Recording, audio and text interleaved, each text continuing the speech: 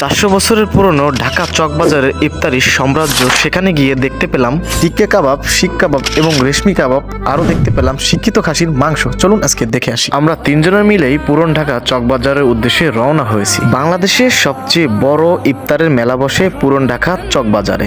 এখন প্রতিদিন হাজার হাজার মানুষ শুধু ইফতার কিনতেই আসে।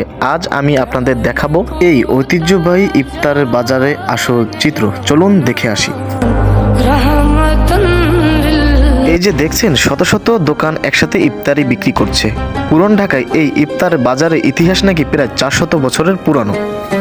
এখানে প্রতিদিন লাখ লাখ টাকার ইফতারি বিক্রি হয়। দেশের বিভিন্ন জায়গা থেকে মানুষ শুধু এই ইফতার খেতেই আসে। আপনি কি কখনো পুরন ঢাকা চকবাজার ইফতার খেয়েছেন কিনা অবশ্যই কিন্তু কমেন্টে জানাবেন। যেহেতু সন্ধ্যা টাইম, এই সন্ধ্যা টাইমে চকবাজারের ভিতরে প্রচুর পরিমাণে ভিড় থাকে। অনেক কাস্টমার এখানে বেশি থাকে সন্ধ্যার টাইমে। যাদের মুখে আসি তারাই শিক্ষিত স্কুলে আশেপাশে বড় হয়েছে, যারা চিনে তারাই কিনে।